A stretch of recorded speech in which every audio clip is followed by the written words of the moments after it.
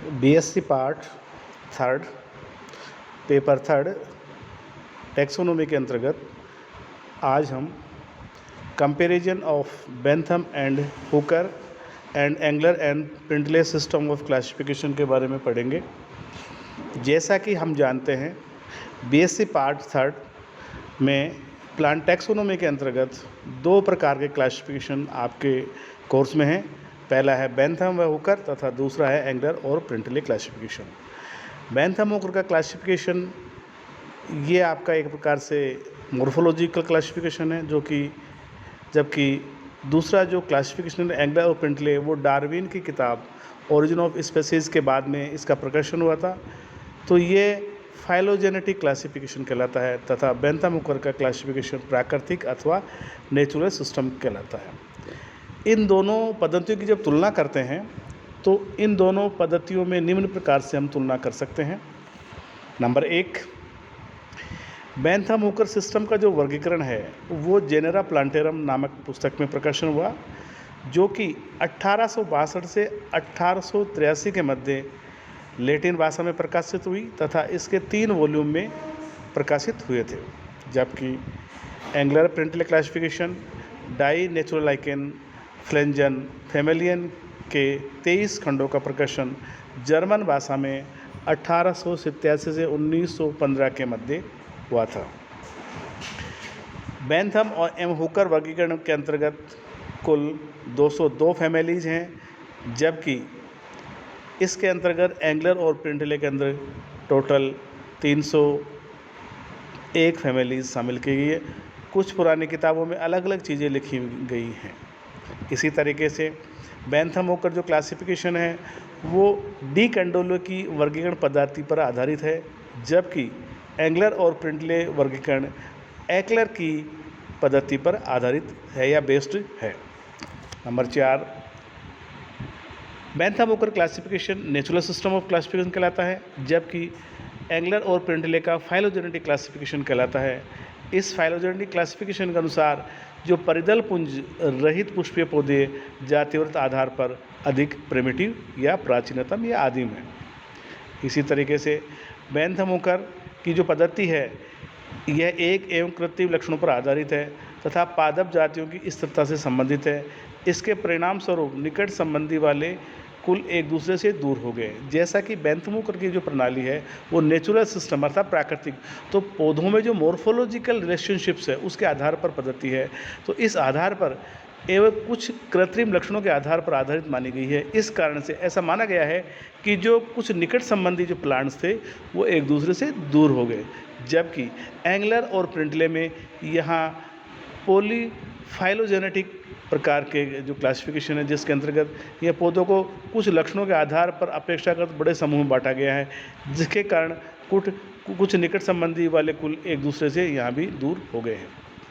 Number 6, Bentham Hooker के classification के अंतर्गत सीड प्लांट का वर्गीकरण है, जबकि एंगलर प्रिंटले के क्लासिफिकेशन में एल्गी से एंजियोस्पर्म तक को सम्मिलित किया गया है।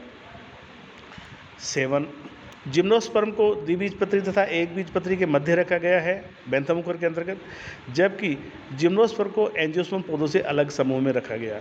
हालांकि हम ये जानते हैं कि जो बेंथम हुकर क्लासिफिकेशन की सबसे बड़ी डिमेरिट थी कि उन्होंने जिम्नोस्पर्म को डाइकोट और मोनोकोट के बीच में रखा था।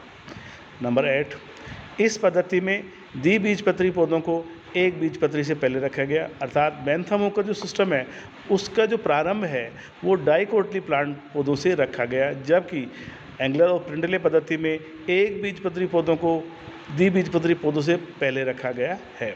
इसी तरीके से 9, बेंथम हुकर सिस्टम में द्विबीजपत्री पादपों में जो प्रथम ऑर्डर है वो रेनेल्स को सबसे अधिक प्रिमिटिव माना गया है तथा यूनिसेक्सुअल्स को सबसे एडवांस गण माना गया है, जबकि एंगलर और प्रिंटले सिस्टम में एक बीजपत्री पौधों को द्विबीजपत्री पौधों से पहले रखे जाने के कारण द्विबीजपत्री की कैजुराइनेसी और पाइपरेसी को आपका से प्रारंभ माना गया तथा सेलिकेसी को एडवांस माना गया था, सेलिकेसी को प्रिमिटिव माना गया है। इसी तरीके से द्विबीजपत्री पादपों को पोलीपिटेली, गैमोपिटेली और मोनोक्लेमाइडी में विभक्त किया गया, जबकि एंगलर और प्रिंटले क्लासिफिकेशन में के अंतर्गत द्विबीजपत्री पौधों को आर्चिक्लेमाइडी और मेटाक्लेमाइडी में विभक्त किया गया है। इसी तरीके से बैंथम हुकर में जो पोलीपिटेली थी, यानी कि द्विबीजपत्री पौधों को पोलीपिटेली, गैमोपिटेली और मोनोक्लेमाइडी में बांटा गया। तो पोलीपिटेली को 3 सीरीज में विभाजित किया गया है, थैल्मीफ्लोरी, डिस्कीफ्लोरी, कैल्सीफ्लोरी और बाइकार्पेलिटी में बांटा गया। TDC थैल्मीफ्लोरी, डिस्कीफ्लोरी और कैल्सीफ्लोरी में बांटा गया है, तथा गैमोपिटेली को इन्फेरी, हिट्रोमरी और बाइकार्पेलिटी में बांटा गया है, तथा मोनोक्लेमाइडी में 8 श्रेणियां में विभक्त किया गया है। इसी तरीके से एंगलर और प्रिंटले क्लासिफिकेशन की बात करते हैं तो इसके अंतर्गत, इस वर्गीकरण प्रणाली के अंतर्गत आर्चिक्लेमाइडी को 11 ऑर्डर में बांटा गया है, जबकि सिम्पिटेली में 11 ऑर्डर रखे गए हैं। इसी तरीके जो बैंथम हुकर की जो मोनोक्लेमाइड सीरीज़ थी उसको 8 श्रेणियों में विभक्त किया गया, जबकि एंगलर और प्रिंटले क्लासिफिकेशन में मोनोक्लेमाइडी को पूर्णतः समाप्त कर दिया गया है। एक बीजपत्रियों को बैंथम हुकर ने 7 सीरीज में बांटा था और इस समूह का प्रारंभ माइक्रोस्पर्मी तथा एंड ग्लूमेसी में किया गया है, जबकि एंगलर और प्रिंटले ने एक बीजपत्री को 11 श्रेणियों में बांटा। इस समूह का प्रथम ऑर्डर पेंडेलिस थे और एंड माइक्रोस्पर्मीस से है। बैंथम हुकर के अनुसार अतिविकसित कुल कंपोजिटी को गैमेपिटेली के प्रारंभ में एस्टेल्स ऑर्डर में रखा गया, जबकि एंगलर और प्रिंटले ने कंपोजिटी को द्विबीजपत्री के अंत में गण कंप्यूनेलेंस में रखा गया है। इसी तरीके से हम ये देखते हैं कि जो बैंथम हुकर का जो सिस्टम है ये पादपों के समस्त लक्षणों तथा अन्य पादपों से उनकी बंधुता पर आधारित है, जबकि एंगलर प्रिंटले क्लासिफिकेशन यह पादपों के विकास तथा आनुवंशिक लक्षणों, पुष्पों, फलों व बीजों की जटिलता पर आधारित है।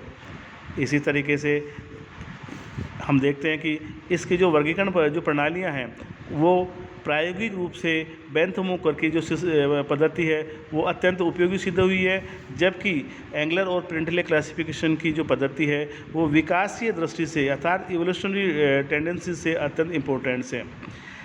इसके अंदर बैंथम हुकर के अनुसार बाह्य दल और दलपुंज रहित पुष्पों को विकसित माना गया, जबकि एंगलर और प्रिंटले के अनुसार नग्न बाह्य दल व पत्र दल रहित पुष्प प्रिमिटिव माने गए हैं। इसी तरीके से बैंथम हुकर जो क्लासिफिकेशन है वो नेचुरल सिस्टम माना गया है, जबकि इसका फाइलोजेनेटिक क्लासिफिकेशन माना गया है। एक बीजपत्री पौधों की जहाँ तक बात करते हैं तो बैंथम हुकर ने एक बीजपत्री पौधों को सबसे प्रगत अर्थात एडवांस माना, जिसके अंतर्गत ग्रेमिनी को रखा गया, जबकि एंगलर और प्रिंटले ने एक बीजपत्री प्लांट्स को प्रगत कुल ऑर्किडेसी को माना है। इस तरीके से हम दोनों का कंपैरिजन करते हैं।